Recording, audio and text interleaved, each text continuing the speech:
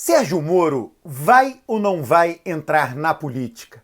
Vai ou não vai disputar uma eleição? É claro que ele pode entrar em diversos níveis, no nível municipal, no nível estadual, no nível federal. Inscreva-se no meu canal, curta esse vídeo, comente os vídeos, vou refletir sobre isso, Sérgio Moro na política. Vamos ver, né, como ele é fraco politicamente, a incapacidade política dele. Vejamos o que aconteceu com ele neste período. Ele foi um juiz de primeira instância, um juiz federal de primeira instância em Curitiba, teve a oportunidade, né, de pegar um processo de um político muito importante e visível. Esse processo teve o desfecho que todos nós conhecemos e isso tornou Sérgio Moro nacionalmente conhecido. E aí, quando Bolsonaro foi eleito, ele foi convidado para ser ministro.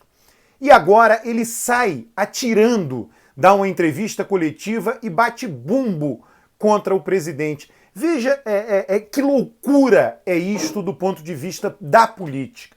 Ora, alguém que teve o sucesso que ele teve, midiático, foi convidado para ser ministro. Ele pode aceitar ou não aceitar. Se não aceitasse, ia continuar sendo juiz de primeira instância. Ele foi lá e aceitou por sua conta e risco. Cabe um parênteses.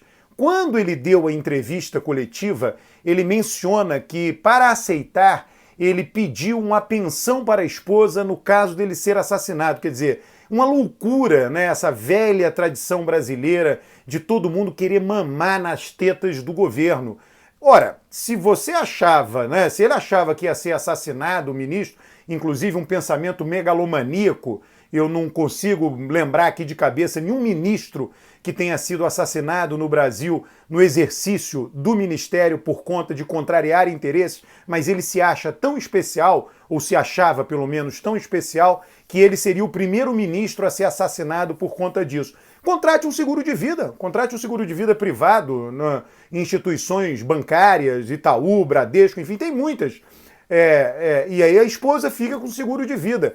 Então ele queria o paternalismo estatal, um pensamento megalomaníaco, né, que ele seria o primeiro ministro a ser assassinado por contrariar interesses de criminosos, e aí ele quer o paternalismo estatal para proteger a esposa dele no caso de assassinato. Bom, voltando, você vai lá, pensa a sua situação, você aceita ser ministro, e aí você, em algum momento, entra em conflito com a pessoa que lhe convidou para ser ministro, que é a pessoa que tem o voto. O presidente da República tem o voto. O ministro, no caso Sérgio Moro, não tinha voto algum, ainda que pudesse ter se tivesse sido candidato. Mas alguém sem voto, que nunca foi eleito. E aí você quer fazer algo contra o seu chefe. E aí o seu chefe diz, não, eu não quero que você faça algo contra mim. Aí você vai lá e diz, não, então renuncio. E renuncio lhe denunciando numa entrevista coletiva. Ora, você quis ser ministro.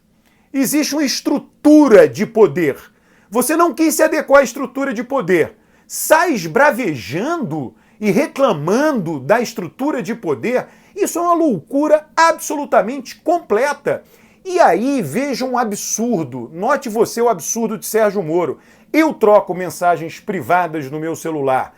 Todos nós trocamos mensagens privadas em nossos celulares, com as mais diversas pessoas, com nossos parentes, esposa, filho, amigos, relações de trabalho. Você não divulga mensagens privadas, você não torna pública mensagens privadas, porque é algo desonesto, é algo que vai contra você. Existe um autocontrole das pessoas de não tornar pública mensagens privadas. Mesmo nós, cidadãos comuns, que não estamos em nenhum cargo político. É vergonhoso o que ele fez. Tornar pública mensagens privadas trocadas com seu chefe, o presidente, nada mais, nada menos que o presidente da República, porque ele ficou indignado que ele não poderia ir contra seu chefe. É uma pessoa absolutamente inadequada para o mundo da política, que é um mundo cheio de hierarquias. É um mundo cheio de hierarquias. Então ele não respeitou uma hierarquia dada desde o convite para ser ministro. E as coisas mudam. Ele vai lá e alega, não, quando eu fui convidado, me prometeram autonomia. Ora, mudou. Na política é assim, no mundo dos negócios é assim. Havia um contexto que, de fato, lhe prometia autonomia, imaginava que fosse possível.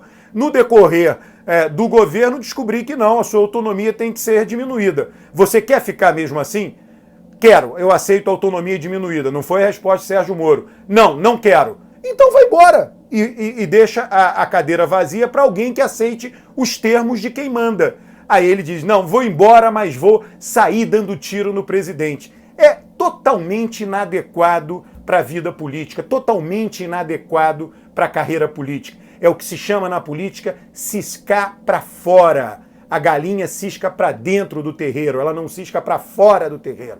É um erro crasso, básico. Os políticos olham para o que o Sérgio Moro fez naquela entrevista coletiva e dizem, estou horrorizado com isso. Um verdadeiro absurdo.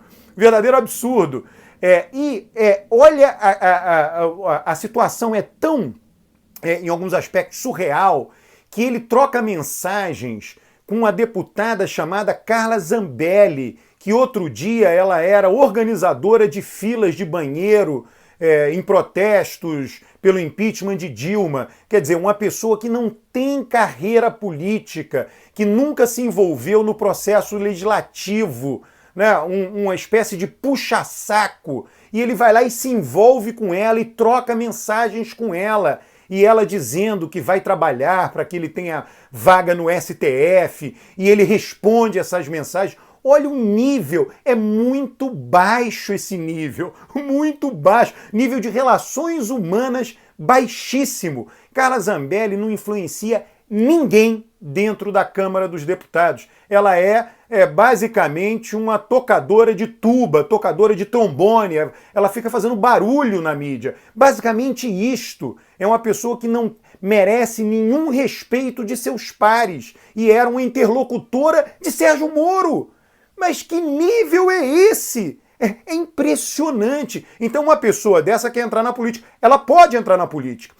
Duvido, tem eleição esse ano. Ele, para ter se qualificado para disputar a eleição esse ano, ele tinha que se afiliar a um partido político. Então Sérgio Moro não irá disputar nenhuma eleição. Ele podia ser prefeito de Maringá, Londrina, Curitiba, disputar, mas ele não pode porque não se filiou a nenhum partido político. Então ele só vai poder disputar a eleição em 2020. Terá que daqui para lá ocupar a mídia. Ele não irá ocupar a mídia como ele conseguiu durante a Lava Jato. Ele não irá ocupar a mídia como ele conseguiu como ministro. Então ele vai diminuir a sua presença na mídia. Em 2022 ele poderá ser candidato a deputado federal, poderá ser candidato ao Senado, será uma vaga, poderá ser candidato também a presidente. Dado a enorme quantidade de partidos que existe no Brasil e os partidos de aluguel, e daqui para lá a redução não será ainda muito grande, caso essa lei seja mantida, vai haver redução sim, mas não será ao ponto de ficarem 4 partidos, porque se existissem no Brasil 4 partidos, Sérgio Moro jamais seria candidato. Mas existindo 10, 15, ele vai conseguir a candidatura por algum partido. Então ele pode ser eleito, deputado ele seria eleito facilmente, senador talvez sim fosse eleito pelo Paraná, e presidente eu já não sei, e não sei qual partido daria, dado o grau de falta de confiabilidade de Sérgio Moro. Dado tudo que ele faz, quem é que toparia conviver com ele? Agora, qualquer cargo que Sérgio Moro fosse eleito, imagina ele no seu gabinete em Brasília, um gabinete de deputado, um gabinete de senador. Todo mundo que entrasse no gabinete ia tremer nas bases, porque não ia saber se estava sendo gravado ou não, e se aquela gravação poderia ser utilizada em qualquer coisa na frente. Qualquer frase que você fale retirada de contexto pode ser contra você. Então Sérgio Moro tem esse modus operandi, que é um modo que a política não aceita. Em cada área, né, de atividade profissional, tem coisas que são óbvias, que têm que ser feitas, e tem coisas que são absolutamente intoleráveis.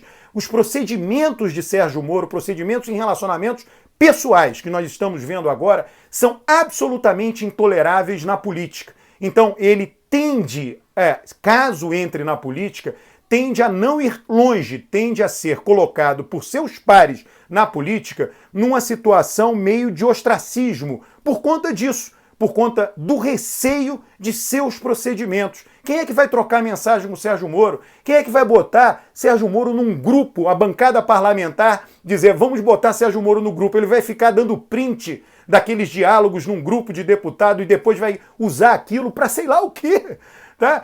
Os grupos de deputados não vazam coisas assim, senão, olha, eu sempre digo, ninguém sabe, e isso inclusive existe em todas as atividades, ninguém sabe o que se passa num vestiário de jogador de futebol. E os jogadores saem, se aposentam e não revelam o que aconteceu em várias discussões dentro do vestiário, porque existe, isso é algo da dignidade humana, isso é algo da confiabilidade humana, coisa que Sérgio Moro não tem. E não tem para entrar na política, ainda que ele tenha outros ativos. Eu acho que com o passar do tempo, ele vai tender a ter mais dificuldade. A sua imagem pública irá se tornar menos preponderante, porque ele terá menos mídia, e ele terá, sim, como já tem, essa barreira com os políticos. Barreira essa que não tem nada a ver com o que ele fez na Lava Jato, que tem a ver, sim, com ficar tornando pública essa coisa absurda, mensagens privadas, ainda mais com seu chefe, com o presidente da República. Inscreva-se no canal, curta o vídeo, assine o canal, comente os vídeos, eu de vez em quando respondo lá, eu procuro ler todos os comentários. Um grande abraço.